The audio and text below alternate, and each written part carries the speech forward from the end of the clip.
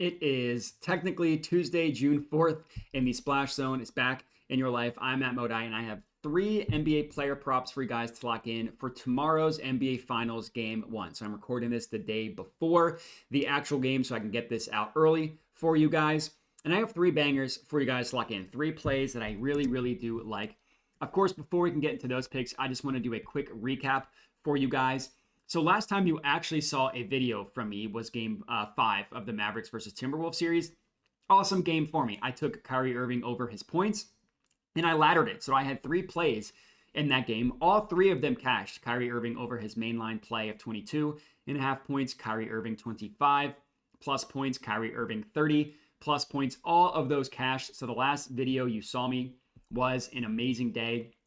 And that recaps a pretty good May that we had. We were very hit or miss to start the NBA playoffs, but the end of May went really well for us. So just to give a recap, the month of May, we were up 10.07 units with about an 11.5 ROI. So again, the playoffs did not start great, but they ended really well, up over 10 units in the month of May. And then on the entire season, we are up about 117, just under 118 units, which is obviously incredible. Hopefully we can keep things going in the NBA Finals. Would love to end the year over 120 units of profit, maybe even 130 if we can have a really good NBA Finals. So we'll have to see how that goes. If you are new to my channel, I would appreciate if you could hit that subscribe button. And then for this specific video, if you could comment, I would appreciate that as well. And then the last thing I'll say is if you're interested in having everything, all of my plays sent to you, $5 a month, check out the Dub Club. But we can get right into it. No need to dilly-dally heading into the NBA Finals. So obviously this is for game 1 between the Mavericks and the Celtics. Game 1s, I normally want to play them late, but I ended up finding three plays that I really liked. And scared money don't make money, so I decided to play all three. First up, I have Kristaps Porzingis over 1.5 made three-pointers. This is at -135 odds at DraftKings. I'm also going to have a ladder play on this as well. So I am putting a half unit on him to make 3 plus threes. That is at +220 odds at FanDuel. Now, I will admit that it is a little risky playing Kristaps Porzingis in his first game back from his calf injury, but the price is baking in the risk, right? Normally, Kristaps three-pointers, especially in this matchup, you're not going to see it priced at 1.5 for only -135 odds. So the odds are taking into account the fact that it is Kristaps Porzingis' first game back and that he might not play his normal allotment of minutes. If he was completely healthy, we would not be getting a price. So even if he ends up not playing what you would expect him to normally play, that's baked into the odds, is all I'm trying to say. And honestly, if he misses this in game 1, as long as he looks right physically, I might honestly go back to him in game 2 because my opinion is his three-point shooting is going to be everything for the Celtics in this series. I think his shooting is going to be incredibly important for the Celtics if they want to win this series. His shot is going to need to be on, is what I'm saying, for the Celtics to win this series.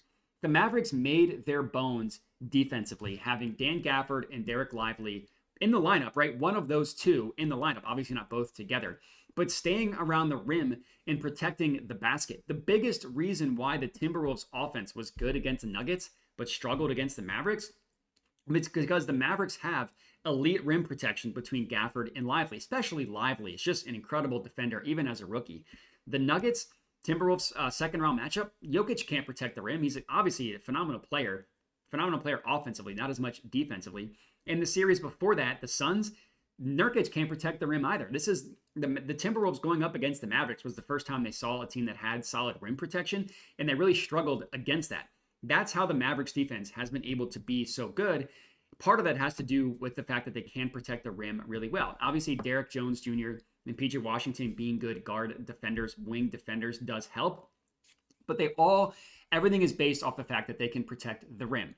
Well, the Mavs in all three of their playoff matchups, they had an option where they could sag off of the center. The best stretch big that they played was Chet Holmgren, who's a good shooter, but he doesn't shoot at nearly the volume that Kristaps Porzingis does. He doesn't quite have the quick trigger either. Chet, they shoot relatively similar percentages, but Chet needs to think about it a little bit more, and he doesn't shoot as frequently, where KP is a pretty unconscious shooter. So the Mavericks, if they want to keep their centers close to the rim, that means they are going to have to leave Kristaps Porzingis or Al Horford, but I'm going with KP in this one, out from 3-point range. And I think that's really going to hurt the Mavericks. I think that KP is going to be capable and willing to take those shots. And if they do end up having the centers go out to the perimeter, well, that's not going to help the Mavericks defense because you don't want those centers guarding the perimeter. So either way, I think that the Kristaps Porzingis is going to have a plus matchup from 3-point range, at least in game one. Obviously, the teams are going to make adjustments as the series goes on.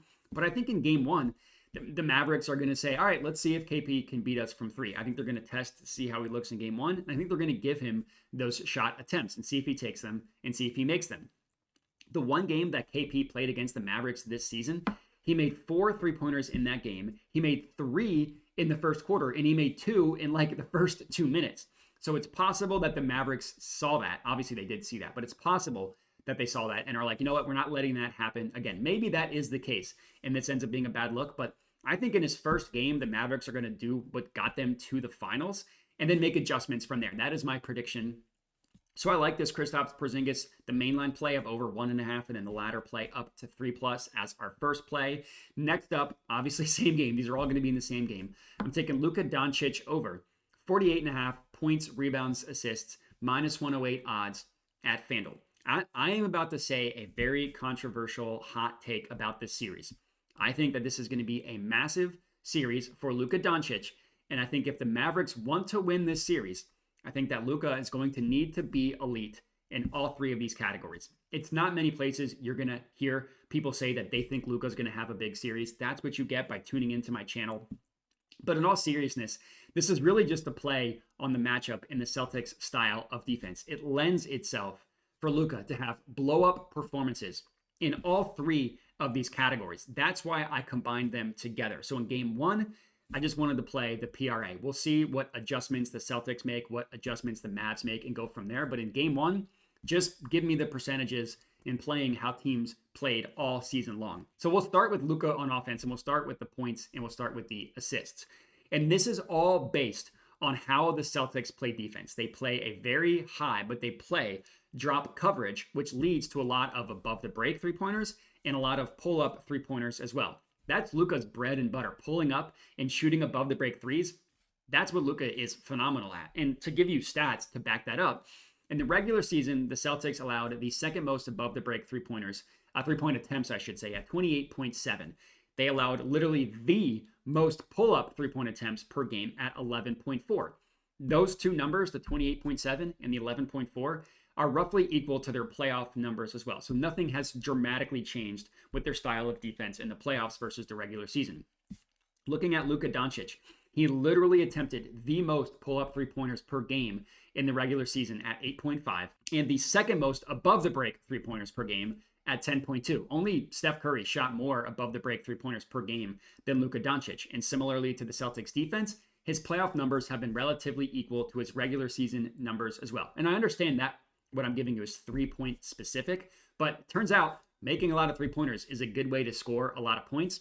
And a lot of the way the Celtics play defense, it just allows a lot of points in general to pick and roll ball handlers. So it allows a lot of 3-pointers and just allows a lot of points. Because if they end up dropping a little bit deeper, then Luka will just pull up from mid-range. Or depending on how the roll man's defender plays Luka, he could also just drive to the bucket. And to give you context here, Luka scored 33 and 37 points in both games against the Celtics this year. Well, I guess I should say in the 2 games against the Celtics. So 33 one game, 33 in the other game. And in those 2 games, he only made 2 and 3 3-pointers. So he made a combined 5 3-pointers, and he still smoked his point total over. So even if the Celtics play Luka differently than they played him in the regular season, that probably will lead to him scoring more points. In general, the Celtics allowed the second most points per game to pick and roll ball handlers in the entire NBA over the course of the regular season. And again, that was also the case in the playoffs as well. And Luka, in the regular season, ran the 5th most pick and rolls as the main ball handler in the NBA, and that number has actually gone up. So it's the one number of all of these categories that I'm giving where actually they have gone up in the playoffs. So that's points for Luka. From an assist perspective, Luka had 13 and 11 assists in the 2 games against the Celtics this year. And in general, that style of drop coverage can lead to a lot of assists as the main pick and roll ball handler as well. The way that drop coverage works is they want to keep the roll man, his defender, everything in front of them. So Luka is just able to play, okay, if he slides one way, I'm going to I'm going to go to the rim. If he slides another way, I'm going to kick it out to a shooter. If he slides a third way, I'm going to have a lob to the roll man. Or if he drops too far, I'll just pull up and shoot from 3. It really leads the ball handler to make a lot of decisions, which Luka is one of the best decision-making guards in the NBA. So whether he's going to score or get a lot of assists, that's what I expect to happen with the Celtics defense. And then lastly, looking at rebounding, this is all because of the Celtics shot profile. They take a ton of jump shots. That means guards against the Celtics, well, they can rack up a bunch of rebounds, generally more than the centers on average. Of course, I'm not saying that guards get more rebounds than centers, but they get more rebounds relative to their average than centers do because of the Celtics style of, not style of defense, shot selection. It's physics. The farther the shot is attempted from, the farther the shot misses off the rim if it misses. The farther the shot misses off the rim, that leads to more rebounds to guards than centers. You look at those same 2 games against the Celtics this year, Luka had 18 and had 12 rebounds. So yeah, it's going to be a big Luka series, whether it's from points, assists, or rebounds. I think it could be all 3. That's why I wanted action in all 3, at least for game 1. And then again, depending on how these teams make adjustments, we might pivot off of it and go just rebounds, just assists, just points. Or maybe we'll just go off of Luka entirely and it'll be a Kyrie series. We'll have to see how it goes. But for game 1, I just wanted to play how the teams played in the regular season, expecting that being how the teams start, and then go from there. And then the last play of the video, Daniel Gafford under 5.5 rebounds, plus 110 odds at DraftKings. So I mentioned how I think that the Celtics shot selection is going to lead to more rebounds to guards than centers. I mentioned how Kristaps Porzingis spacing the floor might present issues for the Mavericks centers. Well, you put those 2 together. I like fading Daniel Gafford in general in this matchup, as I think he could get played off the floor or at least have his minutes reduced. And then based on the specific matchup, targeting his rebound under is the way to go here, right? The Celtics have 5 players on the court who can shoot generally at all times, whether it's Al Horford or Kristaps Porzingis playing center. That's 5 guys who can shoot, and you don't want Dan Gafford on the perimeter. He's not nearly as good on the perimeter. And then in the pick and roll, he's not nearly as good as a decision maker on the short roll as well. You can give the ball to Derek Lively on the short roll and let him make decisions, whether it's passing, whether it's just kicking it back out to the shooter, whatever it may be. You don't want Daniel Gafford making those decisions. So assuming Lively, his injury, his neck sprain isn't going to seriously cost him playing time, again, I wouldn't be surprised to see Dan Gafford getting played off the floor. And then from a matchup perspective, it's a horrible matchup for Dan Gafford, especially a horrible matchup for him to get a bunch of rebounds. As I've been saying, he's not going to be near the basket because Porzingis or Horford is going to stretch him outside of the basket. And then the off chance that he is around the rim, well, the Celtics shot profile is going to have that Kareem off the rim, not where Dan Gafford is going to get a bunch of rebounds, not when he's under the basket. Now, looking at the regular season isn't really perfect. I mean, he did go under in all 3 regular season games against the Celtics, but he only played an average of 7 minutes. The one game as a member of the Mavericks in which he played the Celtics, he played 6 minutes. He probably will play more than 6 minutes, but I don't think him getting played off the floor is entirely out of the question, especially, and I haven't even mentioned this yet, the fact that Maxi Kleber is healthy. Kleber is healthy and has 2 games under his belt. The Mavericks might opt to play Kleber more than Gafford because at least Kleber can move his feet better on the perimeter and Kleber can shoot, so it just presents a different matchup issue. So all in all, 3 plays that I absolutely love for game 1 of the NBA Finals. Hopefully we get all 3 of these to cash. Would be an amazing start to the finals. At least 2 of these to cash and we will be profitable. And that's all we got. So again, appreciate everybody for watching and make sure to like the video, comment, subscribe, all that good stuff. Check out the Dub Club if you're interested and have a good one.